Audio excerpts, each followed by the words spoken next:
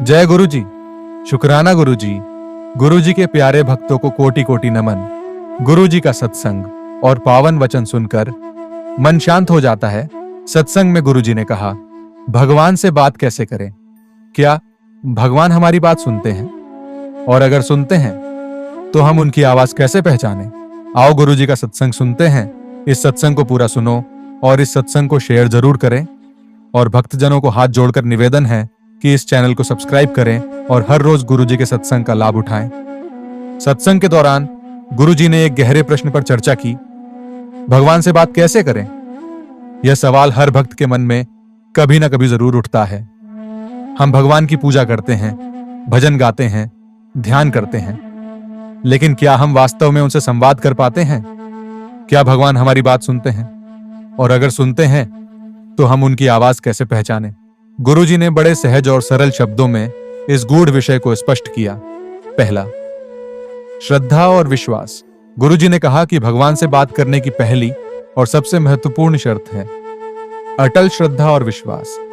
जिस प्रकार कोई बच्चा अपनी मां से बात करता है, वैसे ही हमें भगवान से बात करनी चाहिए। हमें यह दृढ़ विश्वास रखना चाहिए कि वे हमारी हर बात सुन रहे हैं। जब एक छोटा बच्चा अपने माता पिता से बिना किसी संकोच के बोलता है, तो क्या माता पिता उसकी बात नहीं सुनते? वैसे ही जब हम पूरे विश्वास के साथ भगवान को पुकारते हैं, तो वे अवश्य हमारी बात सुनते हैं। गुरु जी ने एक सुंदर कथा सुनाई। एक भक्त रोज मंदिर में जाकर घंटों भगवान से बात करता था। एक दिन किसी ने उससे पूछा, क्या भगवान तुम्हें जवाब देते हैं? भक्त मुस्कुराया और बोला, हाँ, वे हर बार जवाब देते हैं, बस सुनने के लिए एक शांत मन चाहिए। यह कथा हमें सिखाती है कि भगवान से बात करने के लिए हृदय की पवित्रता और मन की शांति आवश्यक है। दूसरा, प्रार्थना। संवाद का पहला माध्यम गुरु जी ने समझाया कि भगवान से बात करने का सबसे सरल तरीका है प्रार्थना। प्रार्थना सिर्फ शब्दों का उच्चारण नहीं, बल्कि हृदय की गहराइयों से निकली पुकार होनी चाहिए। जब हम मन से, भावनाओं से, प्रेम से और सच्चे हृदय से प्रार्थना करते हैं, तो वह एक सीधी बातचीत बन जाती है। गुरु जी ने बताया कि प्रार्थना 3 प्रकार की होती है। पहली, कृतज्ञता की प्रार्थना, जिसमें हम भगवान को उनके दिए गए आशीर्वाद के लिए धन्यवाद देते हैं। दूसरी, याचना की प्रार्थना, जिसमें हम अपनी समस्याओं और इच्छाओं को भगवान के समक्ष रखते हैं। तीसरी, समर्पण की प्रार्थना, जिसमें हम अपने अहंकार, इच्छाएं और भय भगवान को अर्पित कर देते हैं। जब कोई भक्त इन तीनों रूपों में भगवान से संवाद करता है, तो भगवान अवश्य उत्तर देते हैं। तीसरा, ध्यान। भगवान को सुनने की विधि। गुरु जी ने कहा कि प्रार्थना एकतरफा संवाद नहीं होनी चाहिए। अगर हम सिर्फ बोलते रहें और भगवान को सुनने का प्रयास न करें, तो यह अधूरा संवाद होगा। जैसे किसी भी वार्तालाप में बोलने और सुनने दोनों का महत्व होता है, वैसे ही भगवान से संवाद में भी हमें सुनने की कला सीखनी होगी। ध्यान भगवान को सुनने की सर्वोत्तम विधि है।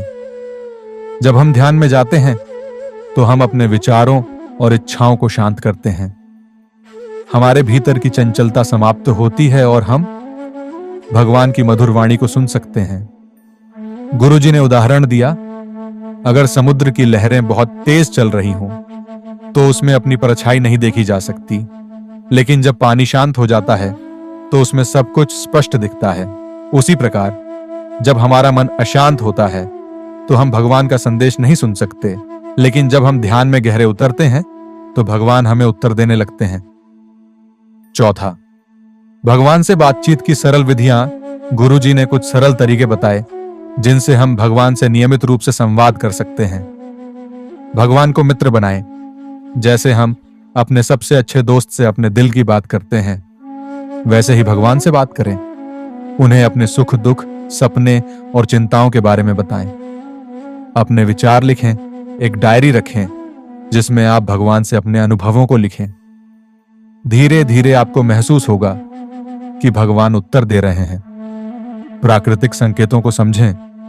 भगवान हमारे जीवन में विभिन्न संकेतों के माध्यम से हमसे संवाद करते हैं, जैसे अचानक किसी समस्या का हल मिल जाना, किसी शुभ समाचार का आना या मन में एक स्पष्ट मार्गदर्शन का अनुभव होना।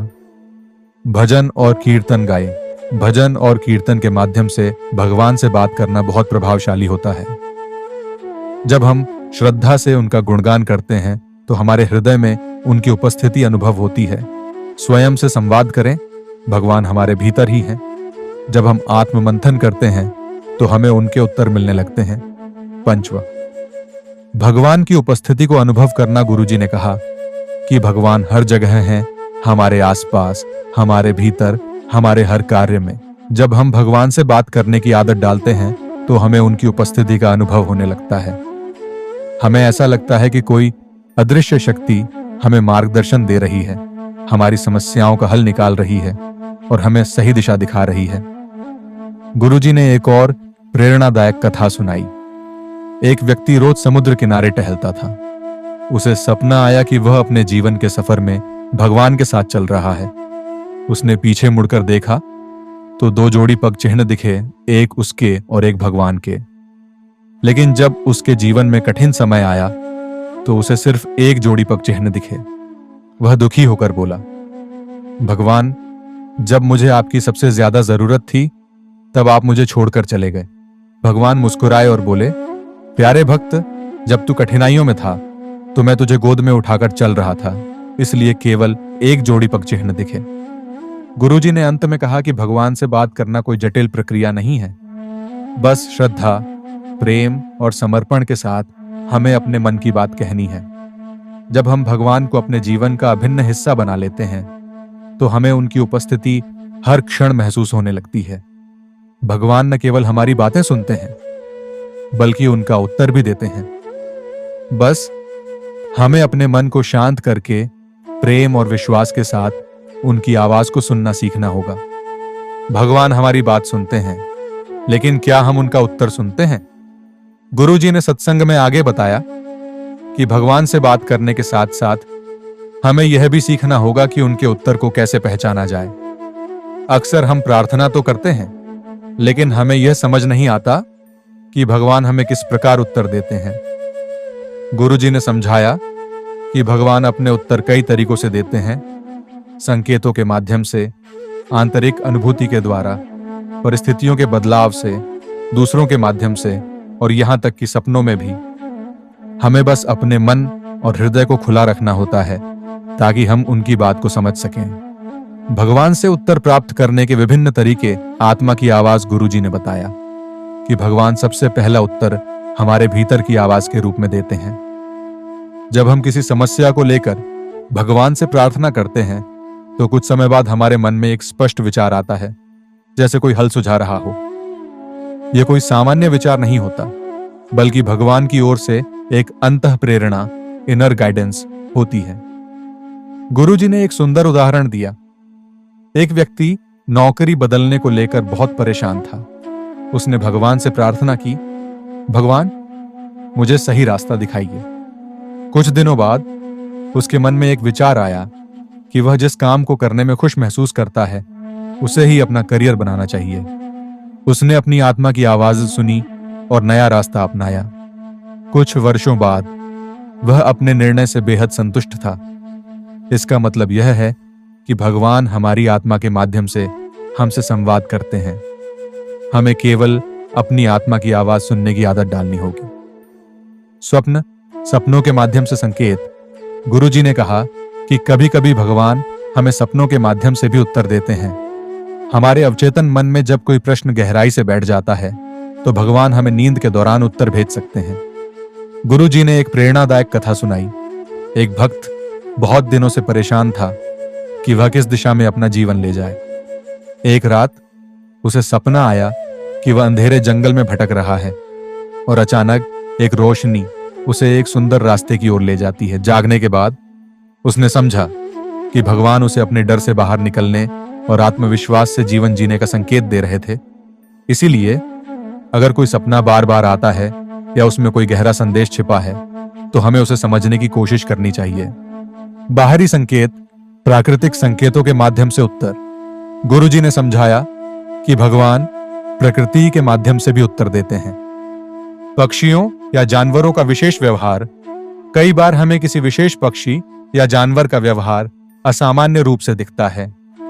यह भगवान का संदेश हो सकता है, हवा का हल्का झोंका या शांति का अनुभव। जब हम प्रार्थना कर रहे होते हैं और अचानक हमें एक अद्भुत शांति का अनुभव होता है, तो यह भगवान की उपस्थिति का संकेत हो सकता है। अचानक किसी विशेष व्यक्ति का मिलना, कभी कभी भगवान हमें सही दिशा दिखाने के लिए किसी व्यक्ति को हमारे जीवन में भेजते हैं जो हमें आवश्यक सलाह या प्रेरणा देता है।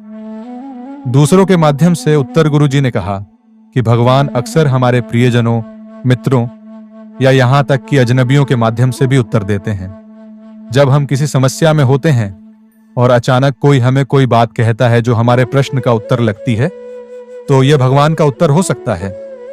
एक व्यक्ति आर्थिक संकट में था। उसने भगवान से प्रार्थना की कि कोई रास्ता दिखाएं। उसी दिन एक मित्र ने उसे एक नई नौकरी के अवसर के बारे में बताया। उसने इसे भगवान का संकेत समझा और नौकरी के लिए आवेदन किया। कुछ हफ्तों में उसकी समस्या हल हो गई। इसीलिए हमें हमेशा सतर्क रहना चाहिए कि भगवान किस माध्यम से उत्तर दे सकते हैं। भगवान के उत्तर को पहचानने के लिए आवश्यक बातें गुरुजी ने बताया कि भगवान से उत्तर प्राप्त करने के लिए 3 चीजें बहुत जरूरी हैं। मन की शांति। अगर हमारा मन बहुत अशांत रहेगा तो हम भगवान के संकेतों को नहीं समझ पाएंगे। ध्यान, मौन और आत्ममंथन के द्वारा हम अपने मन को शांत कर सकते हैं। धैर्य। भगवान तुरंत उत्तर नहीं देते, लेकिन जब सही समय आता है तो वे हमें स्पष्ट रूप से दिशा दिखा देते हैं। हमें धैर्य रखना चाहिए और विश्वास बनाए रखना चाहिए। आभार व्यक्त करना। जब हमें उत्तर मिल जाता है तो हमें भगवान का आभार व्यक्त करना चाहिए। जितना अधिक हम भगवान का धन्यवाद करते हैं, उतना अधिक हम उनकी उपस्थिति को महसूस करने लगते हैं। भगवान से गहरा संबंध बनाने के तरीके गुरुजी ने बताया कि अगर हम भगवान से लगातार संवाद बनाए रखना चाहते हैं तो हमें कुछ विशेष आदतें विकसित करनी होंगी। नियमित ध्यान और प्रार्थना करें। हर दिन कुछ समय भगवान से बात करने और उनकी बातें सुनने के लिए निकालें। आत्मनिरीक्षण करें। अपने मन के अंदर झांकें और देखें कि भगवान हमें किस ओर ले जाना चाहते हैं।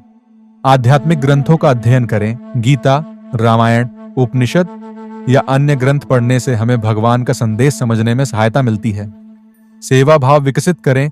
जब हम दूसरों की सेवा करते हैं तो हमें भगवान की कृपा और उपस्थिति का अनुभव होता है। गुरुजी ने अंत में कहा कि भगवान से बात करना कठिन नहीं है। यह बिल्कुल संभव और प्राकृतिक प्रक्रिया है। भगवान से बात करने के लिए श्रद्धा, प्रेम और विश्वास आवश्यक है। भगवान हमारे भीतर की आवाज, सपनों, बाहरी संकेतों और दूसरों के माध्यम से उत्तर देते हैं। उनके उत्तर को समझने के लिए हमें मन की शांति, धैर्य और सतर्कता रखनी होगी। नियमित प्रार्थना, ध्यान और सेवा से हम भगवान से अपने संबंध को मजबूत कर सकते हैं। गुरुजी ने एक सुंदर वचन के साथ सत्संग समाप्त किया। अगर तुम एक कदम भगवान की ओर बढ़ाओगे तो वे 10 कदम तुम्हारी ओर बढ़ाएंगे। बस उनके संकेतों को पहचानने की कला सीखो। इस प्रकार भगवान से बात करना और उनके उत्तर को समझना जीवन की सबसे सुंदर यात्रा बन जाती है। जय गुरुजी। शुक्राना गुरुजी। गुरुजी के प्यारे भक्तों, आज का सत्संग आपको कैसा लगा कमेंट करके जरूर बताएं। इस सत्संग को अपने परिवार और रिश्तेदारों के साथ साझा करें ताकि उनकी आत्मा भी परमात्मा से जुड़ सके। अगर आप अपने मन की बात हमारे साथ साझा करना चाहते हैं तो कमेंट में लिखें। हम सत्संग के माध्यम से आपकी उलझनों का समाधान करने का हर संभव प्रयास करेंगे। शुक्राना गुरुजी।